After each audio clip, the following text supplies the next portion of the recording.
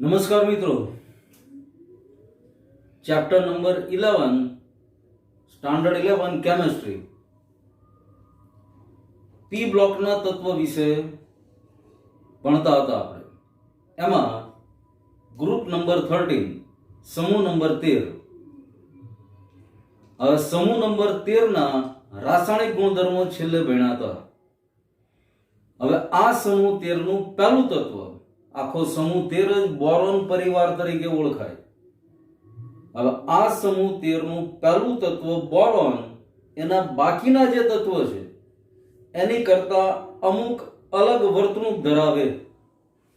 તો આ કઈ કઈ અલગ વર્તણૂક છે એના વિશે પહેલા આપણે અભ્યાસ કરીએ. યાદ કરો, જ્યારે એસ બ્લોકના તત્વો ભણ્યા હતા, એસ વિભાગના તત્વો, ત્યારે પણ જે તે સમૂહનું પહેલું તત્વ એના બાકીના તત્વ કરતા અમુક અંશે અલગ પડતું હોય, અમુક અલગ વર્તણૂક ધરાવતું હોય જે બાકીના તત્વ ધરાવતા ન હોય. આવું જ બોરોનની બાબતમાં. હવે સૌથી પહેલા બોરોન અધાતુ છે. જ્યારે એલ્યુમિનિયમ થી ચાલુ કરીને બાકીની બધી જ તત્વ ધાતુ તત્વ છે. બીજું, બોરોનના ટ્રાયહેલાઇડ હંમેશા એકાકી અણુ છે.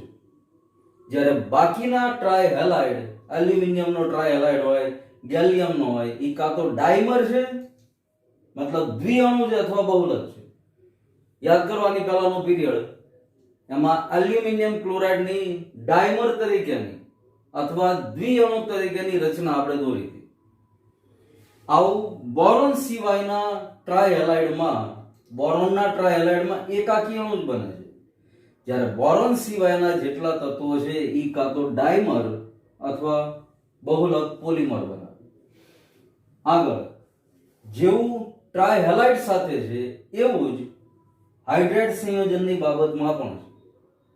બોરોનના હાઇડ્રાઇડ એકાકી અણુ છે, જ્યારે બાકીના હાઇડ્રાઇડ દ્વિઆણવીય અથવા દ્વિઅણુ કે બહુલક સ્વરૂપે છે.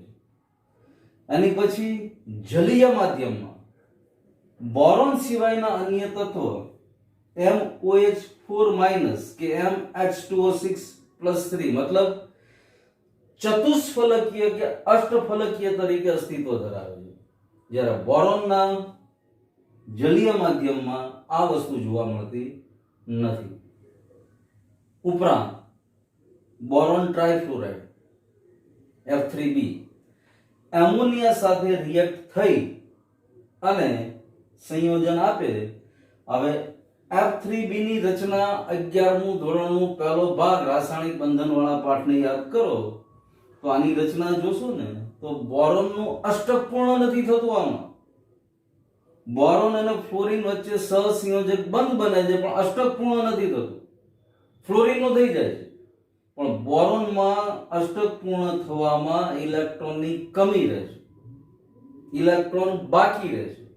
તો સહેલાઈથી એમોનિયા જેવા લુઈસ બેઇઝ પાસેથી ઇલેક્ટ્રોન યુગ્મ સ્વીકારી અને F3B પ્રક્રિયા કરી સંયોજન બનાવે છે અને બોરોન પોતાનું અષ્ટક પૂર્ણ કરે છે.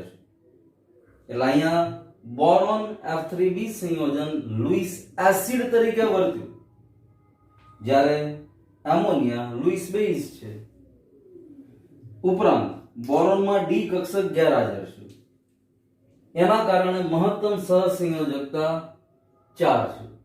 જ્યારે બાકીના તત્વોમાં ડી કક્ષકની હાજરીના કારણે 4 કરતા વધારે સહસંયોજકતા ધરાવી શકે છે.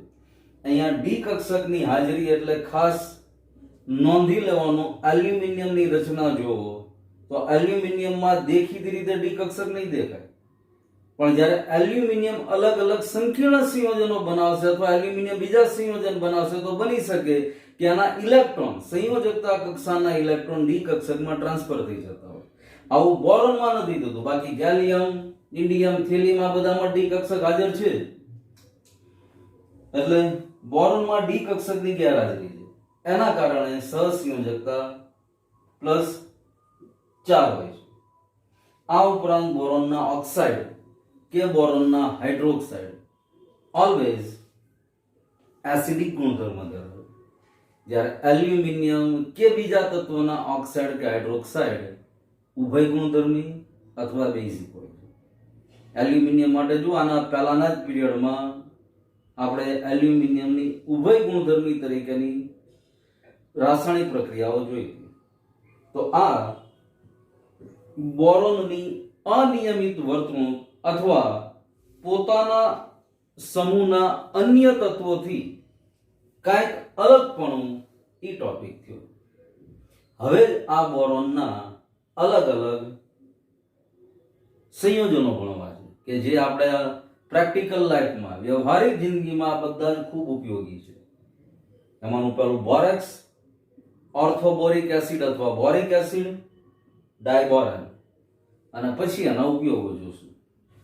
બોરોનનું પહેલું સંયોજન બોરેક્સ ગણીએ છીએ આપણે. બોરેક્સ Na2B4O7 into 10H2O સ્ફટિકમય ઘન પદાર્થ છે અને રાસાયણિક સૂત્ર Na2B4O7 into 10H2O. પણ બોરેક્સમાં ચતુર્કેન્દ્રીય એકમો આવું સંકીર્ણ આયન ધરાવે છે. B4O5 in the bracket OH4 -2. પરિણામે બોરોનનું સાચું સૂત્ર Na2 આ આખો સંકીર્ણ આયન અને 8H2O આ છે. પણ છતાં સામાન્ય રીતે Na2B4O7 into 10H2O તરીકે પણ બોરેક્સ પ્રખ્યાત જ છે. આના ચતુર્કેન્દ્રીય એકમોના આધારે સૂત્ર બન્યું, પણ વ્યવહારમાં આ સૂત્ર જાણીતું બને છે. હવે બોરેક્સને પાણીમાં દ્રાવણ બનાવવામાં આવે તો બેઝિક ગુણધર્મો આપે છે, કારણ કે પ્રબળ બેઝ સોડિયમ હાઇડ્રોક્સાઇડ બનાવે છે.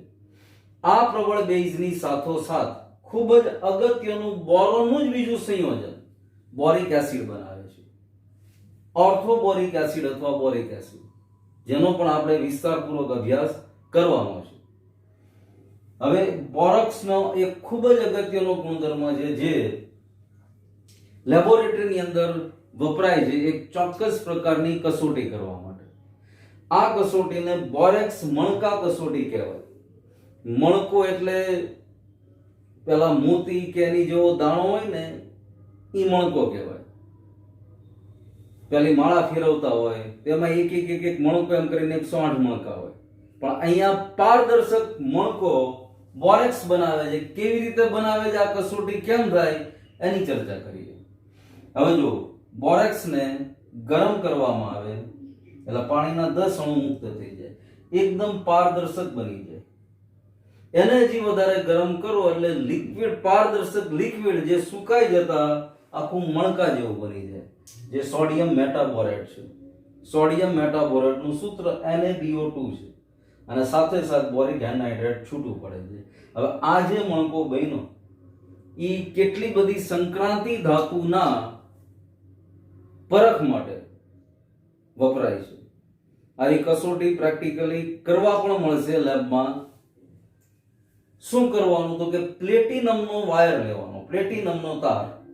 ઈ તાર ઉપર બોરેક્સ થોડોક લેવાનો, એમાં કોબાલ્ટ ઓક્સાઇડ COO એને ભેળવવાનું, એને ગરમ કરવાનું.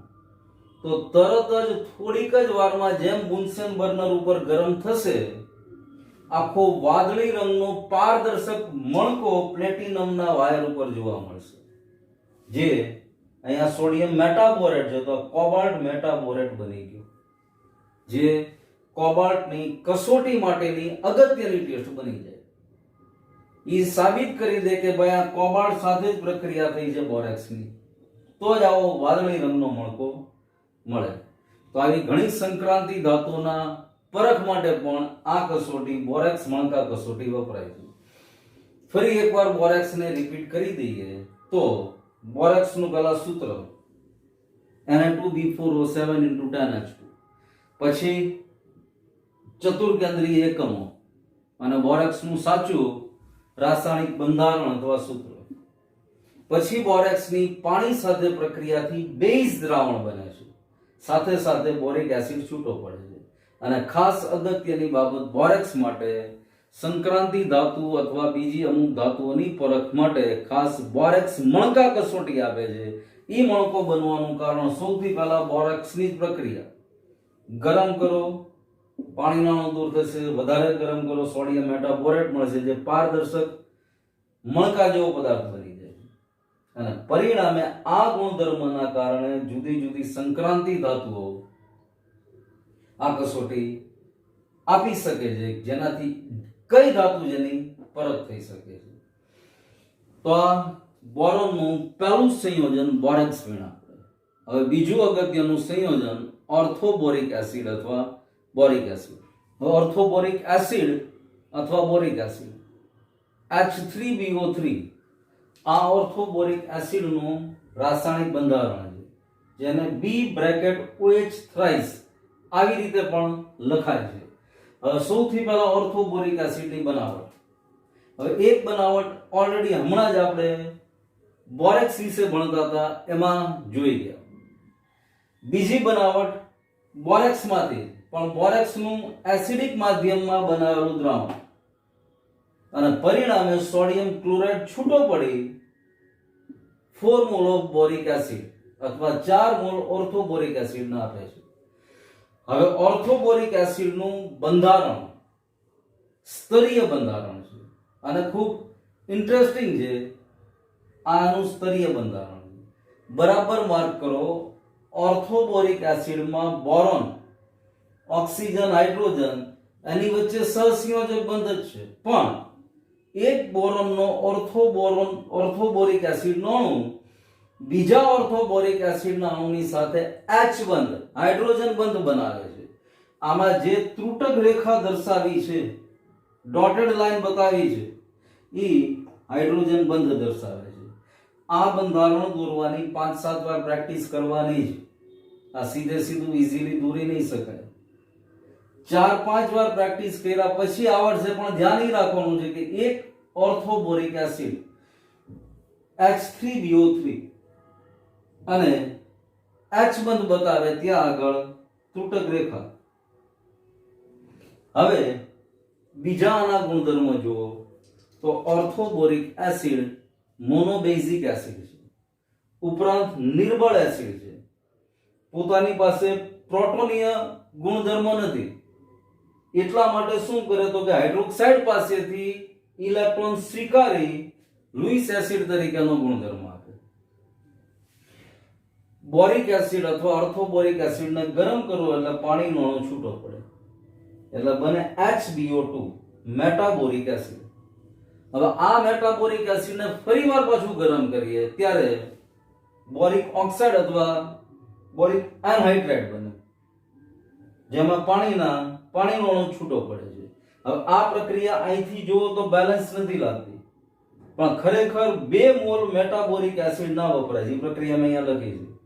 2HBO2 ગરમ કરો, -H2O છૂટું પડ્યું, B2O3. 370 કેલ્વિન કરતા વધારે તાપમાને આ પ્રક્રિયા થાય છે. એટલે ઓર્થોબોરિક એસિડમાંથી અંતિમ નિપજ બોરિક ઓક્સાઇડ અથવા બોરિક એનહાઇડ્રાઇડ.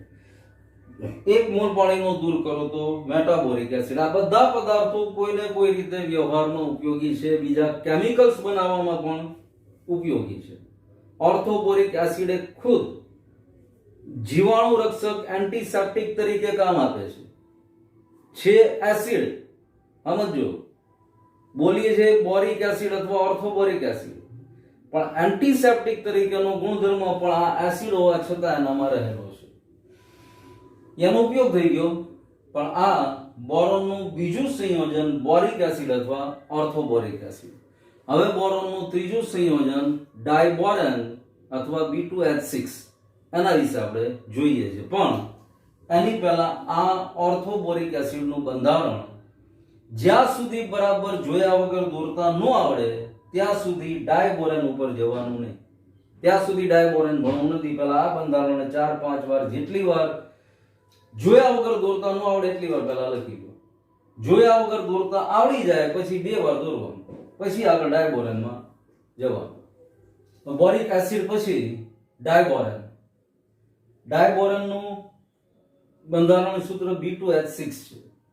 હવે સૌથી પહેલા ડાયબોરેનની જુદી જુદી રીતે બનાવટ.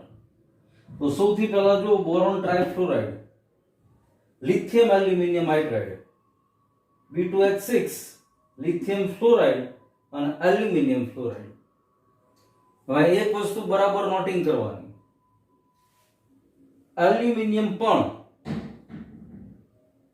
સમૂહ નંબર 13 નું જ તત્વ છે અને અહીંયા B2H6 ની સાથે ડાયબોરેન ની સાથે એલ્યુમિનિયમ ફ્લોરાઇડ પણ બને છે, મતલબ એલ્યુમિનિયમ નો હેલાઇડ બન્યો. બીજી પ્રક્રિયા લેબોરેટરીની અંદર, પ્રયોગશાળામાં ડાયબોરેન બનાવવો હોય તો આ સહેલાઈથી આવી રીતે બનાવી શકે. સોડિયમ બોરોહાઇડ્રાઇડ અને આયોડિન વચ્ચેની પ્રક્રિયાથી B2H6 ડાયબોરેન, સોડિયમ આયોડાઇડ અને હાઇડ્રોજન વાયુ છૂટો પડશે. અને સામાન્ય રીતે ઇન્ડસ્ટ્રીમાં ઔદ્યોગિક રીતે ડાયબોરેનને આવી રીતે બનાવાય છે. બોરોન ટ્રાઇફ્લોરાઇડ વત્તા સોડિયમ હાઇડ્રાઇડ 450 કેલ્વિન જેટલું તાપમાન, B2H6 ડાયબોરેન અને સોડિયમ ફ્લોરાઇડ છૂટું પડે. તો આ બોરોનની અને ડાયબોરેનની અલગ અલગ બનાવટ થઈ. પ્રયોગશાળામાં, ઇન્ડસ્ટ્રીમાં અને સામાન્ય બનાવટ. આની સિવાય પણ ઘણી રીતે ડાયબોરેન બનાવી શકાય. ઉપરાંત ડાયબોરેનના ગુણધર્મો તો અતિ ઝેરી વાયુ છે અને ભ્રંગવિહીન વાયુ છે.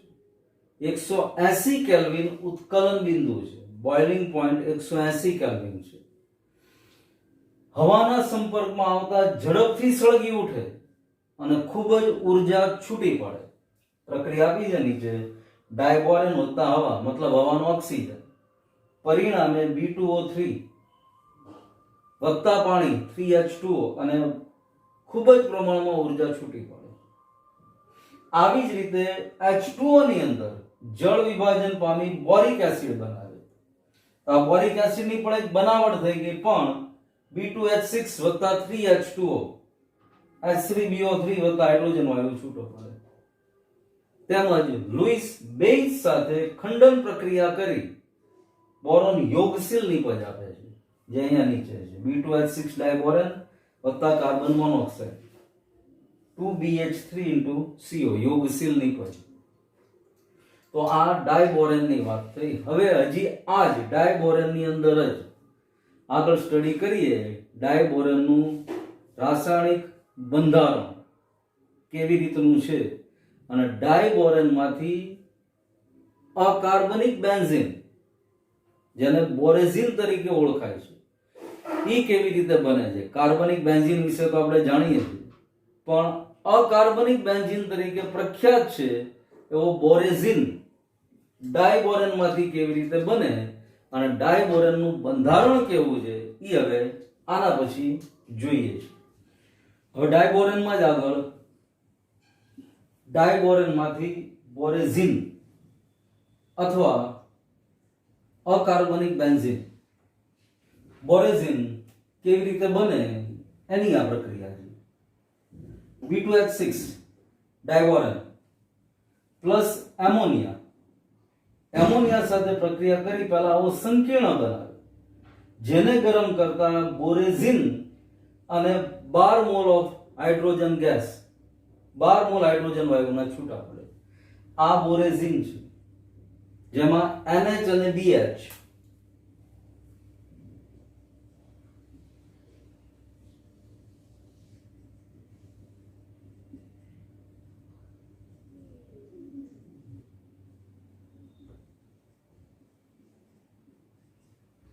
જો આવું બંધારણ થાય.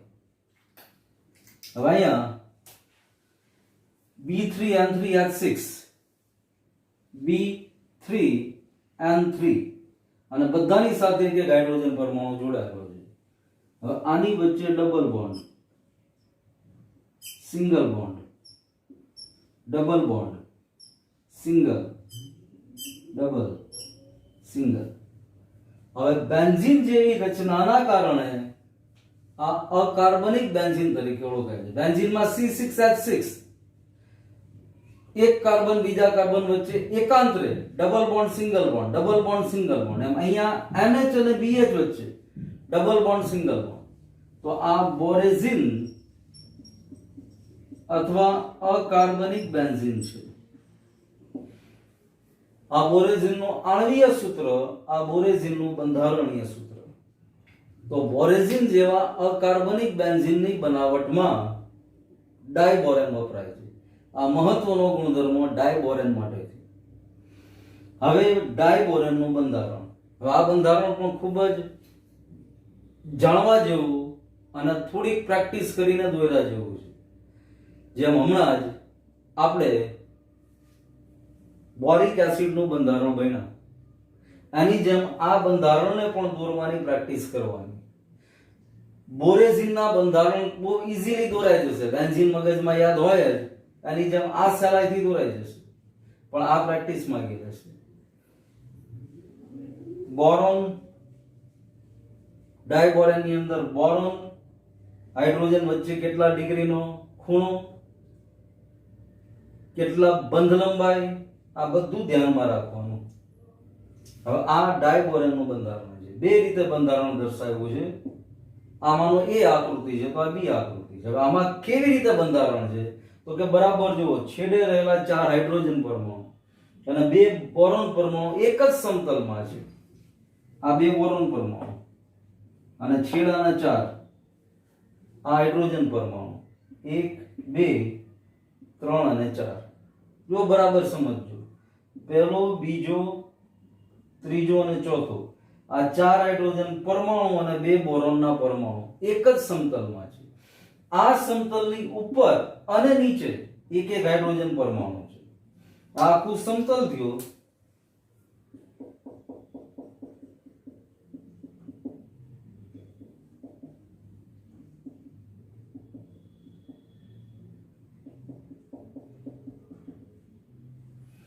આ સમતલની ઉપર અને નીચે એક એક હાઇડ્રોજન પરમાણુ છે. 2 સેતુ H પરમાણુ આ સમતલની ઉપર અને નીચે આવેલા છે. છેડે રહેલા 4 બોરોન હાઇડ્રોજન બંધ સામાન્ય 2 કેન્દ્ર અને 2 ઇલેક્ટ્રોન બંધ ધરાવે છે. આ જ રચનાને અહીંયા દર્શાવી છે. અહીંયા બોરોન હાઇડ્રોજન બોરોન આ આખો આવા પ્રકારનો બંધ બને છે, જેને બનાના બોન્ડ તરીકે પણ ઓળખાય છે. BHB બનાના બોન્ડ તરીકે પણ આને ઓળખાય છે. તો આ ડાયબોરેનનું બંધારણ થયું. હજી ડાયબોરેનની એક અગત્યની પ્રક્રિયા કે ડાયબોરેન મેટાલિક હાઇડ્રેટ્સ, દાખલા તરીકે સમૂહ 1 ના hydride, sodium hydride, lithium hydride, એની સાથે પ્રક્રિયા કરી હાઇડ્રાઇડો બોરેટ સંયોજન બનાવે છે. હાઇડ્રાઇડો બોરેટ સંયોજનોને બીજા શબ્દમાં બોરોહાઇડ્રેટ તરીકે પણ ઓળખવામાં આવે છે. એટલે અહીંયા પ્રક્રિયા જુઓ. પહેલા 2MH, M એટલે મેટાલિક હાઇડ્રાઇડ, અને આવો મેટાલિક હાઇડ્રાઇડ સમૂહ 1 ના તત્વો આપે. દાખલા તરીકે સોડિયમ હાઇડ્રાઇડ, લિથિયમ હાઇડ્રાઇડ ડાયબોરેન સાથે પ્રક્રિયા કરી 2MbH4 આ બોરોહાઇડ્રેટ સંયોજન બનાવ્યું. હવે આ બોરોહાઇડ્રેટ સંયોજનોમાં આગળ M ની જગ્યાએ કઈ ધાતુ અથવા કઈ મેટલ છે એના આધારે એનું નામ નક્કી થાય. દાખલા તરીકે સોડિયમ ધાતુ છે તો સોડિયમ બોરોહાઇડ્રેટ, દાખલા તરીકે લિથિયમ ધાતુ છે તો લિથિયમ બોરોહાઇડ્રેટ. અને આ બે પદાર્થો અથવા સંયોજનથી આપણે પરિચિત છીએ. ઓર્ગેનિક કેમિસ્ટ્રીમાં કેટલી બધી રિએક્શનમાં as a reducing agent, reduction કરતા તરીકે આ બંનેનો ભરપૂર ઉપયોગ કર્યો છે. તો આ આખું જ ડાયબોરેન વિશેની માહિતી. બોરેક્સ, બોરિક એસિડ આ બેને લગતી માહિતી કરતા ડાયબોરેન વિશે વધારે ભણ્યા, વધારે વિશેષ માહિતી આપણી બુકમાં આપી છે.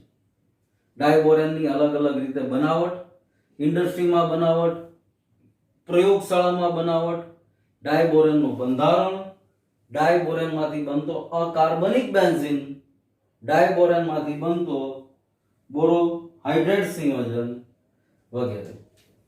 તો આ ડાયબોરેનની વાત થઈ. હવે અત્યાર સુધી બોરોન વિશે માર્ક કરો તો 3 અલગ અલગ સંયોજન બન્યા.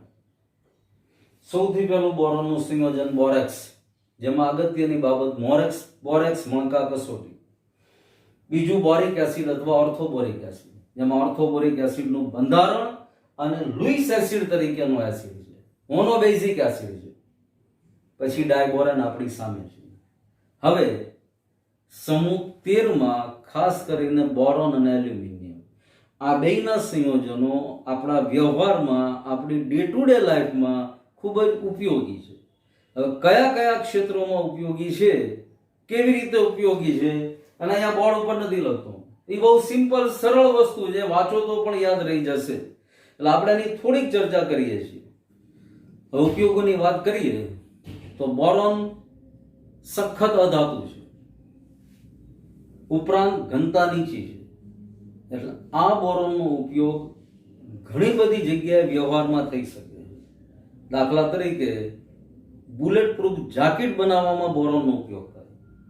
ઉપરાંત હવાઈ જહાજના અમુક પાર્ટ્સ બનાવવામાં પણ બોરોન ઉપયોગી છે. ન્યુક્લિયર રિએક્ટરની અંદર જ્યાં વિદ્યુત ઉત્પન્ન કરવા માટે નિયંત્રક સળિયા તરીકે બોરોન ઉપયોગમાં આવે છે. ઉપરાંત બોરોનના આ બધા સંયોજનો ભણ્યા એ પણ કાંઈક ને કાંઈક રીતે ઘણી બધી જગ્યાએ ઉપયોગી છે. દાખલા તરીકે જુઓ, બોરેક્સમાંથી બોરેક્સ માંગા કસોટી, તો સંક્રાંતિ ધાતુની પરખ માટે પણ આવી કસોટીમાં બોરેક્સ બન્યો જે બોરોનમાંથી બનેલું બોરોનનું જ સંયોજન છે, એમાં ઉપયોગી છે. આ જ પ્રમાણે એલ્યુમિનિયમની વાત કરીએ તો એલ્યુમિનિયમ વર્ષોથી વ્યવહારમાં ઉપયોગમાં આવતી ધાતુ છે. જો કે અત્યારે એના અમુક સંયોજનના ઝેરી ગુણધર્મોના કારણે વ્યવહારમાં ઉપયોગ ઘટ્યો છે, પણ છતાં પેકિંગના સાધનો બનાવવામાં એલ્યુમિનિયમની વિદ્યુત વાહકતા અને એનો ધાતુપણાનો ગુણધર્મ એના કારણે પણ એ કેટલી બધી મિશ્ર ધાતુઓ બનાવી શકે છે. અને એલ્યુમિનિયમની આ બધી મિશ્ર ધાતુઓ જુદા જુદા ઉપયોગમાં વ્યવહારમાં લેવાય છે. હવાઈ જહાજ અને સાધનો બનાવવામાં પણ એલ્યુમિનિયમની મિશ્ર ધાતુનો ઉપયોગ છે. એટલે ઉપયોગો ટેક્સ્ટબુકમાં આપ્યા બરાબર છે, એની સિવાય પણ આના ઘણા બધા ઉપયોગો હોઈ શકે છે. પણ ટેક્સ્ટબુકમાં આપ્યા એટલા ઉપયોગ આપણે પેલા બરાબર ધ્યાનમાં રાખવાના. એવું હોય તો આખી યાદી બનાવી લેવાની. તો આ સમૂહ 13 ના તત્વો વિશેની માહિતી થઈ. સમૂહ 13 ની અંદર બોરોન, એલ્યુમિનિયમ, ગેલિયમ, ઇન્ડિયમ અને થેલિયમ આ 5 તત્વોની માહિતી આપણે ભણ્યા. એમાં વધારે માહિતી બોરોન અને એલ્યુમિનિયમ, કારણ કે ગેલિયમ, ઇન્ડિયમ, થેલિયમ ઓછા પ્રમાણમાં મળી આવતી ધાતુ છે. એટલે એનો વ્યવહારમાં આ બંને ધાતુના સંયોજન જેટલો ઉપયોગ નથી. હવે સેમ જે રીતે 13મો સમૂહ ભણ્યા એવી જ રીતે 14મો સમૂહ. 13મો સમૂહ બોરોન પરિવાર તરીકે ઓળખાય તો 14મો સમૂહ કાર્બન પરિવાર તરીકે ઓળખાય, કારણ કે 14મા સમૂહનું પહેલું તત્વ કાર્બન છે. અને કાર્બન ખુદ ઉપર એક આખી કેમિસ્ટ્રી બનેલી છે, ઓર્ગેનિક કેમિસ્ટ્રી. આપણે ઘણું બધું ભણ્યા એમાં, એટલે આખી કાર્બનની વાત અલગ જ છે. પણ કાર્બન પછી સિલિકોન અને એની સાથેના બીજા બધા 14મા સમૂહના તત્વો એ ભણશું આપણે આની પછીના પીરિયડમાં. પણ ત્યાં સુધીમાં સમૂહ નંબર 13 એકદમ ક્લિયર રીતે આપણને આવડી જવો જોઈએ. ખાસ કરીને ડાયબોરેનનું બંધારણ, બોરિક એસિડનું બંધારણ, આવા બધા બંધારણને યાદ કરવામાં થોડીક પ્રેક્ટિસ કરવાની. જેમ આકૃતિ દોરવામાં પ્રેક્ટિસ કરીએ છીએ એમાં આ બંધારણ દોરવામાં થોડીક પ્રેક્ટિસ કરવાની. બાકી જુઓ તો બધી જ સરળ પ્રક્રિયા છે, એવી કોઈ લાંબી કે અઘરી પ્રક્રિયાઓ પણ નથી. તો અહીંયા આપણે સમૂહ 13 સુધી ભણ્યા. હવે નેક્સ્ટ પીરિયડની અંદર સમૂહ નંબર 14. હોમવર્કની અંદર અત્યાર સુધી જે કાંઈ બધું જ ભણ્યા એ બધું જ ફેરબુકમાં અને એકવાર રફ નોટમાં. ફેરબુકમાં લખીએ ત્યારે ખાસ ધ્યાન રાખવાનું, આપણને જોયા વગર લખતા આવડે પછી જ ફેરબુકમાં લખવાનું, એની પહેલા ફેરબુકમાં લખવાનું નહીં. ફેરબુકમાં લખતા લખતા જોયા વગર ન આવડે તો પહેલા અટકી જવાનું, રફ નોટમાં 1 વાર 2 વાર 3 વાર બરાબરની પ્રેક્ટિસ કરવાની, પછી ફેરબુકમાં લખવાનું. બસ, તો બધું જ ફટાફટ યાદ રહેવા મળશે. હવે આજના આખા લેક્ચરમાં કોઈ જગ્યાએ ડાઉટ કે ડિફિકલ્ટી હોય, ન સમજાણો તો પહેલા 1 વાર વિડીયોને પોઝ કરી 2 વાર એને બરાબર સ્ટડી કરવો, અને છતાં ન સમજ પડે ચોક્કસ ફોન કરવાનો. આની પછીના પીરિયડમાં સમૂહ નંબર 14 ઉપર આપણે ચર્ચા કરશું. પી બ્લોકના જ તત્વો, સમૂહ number 14, group number 14. Thank you.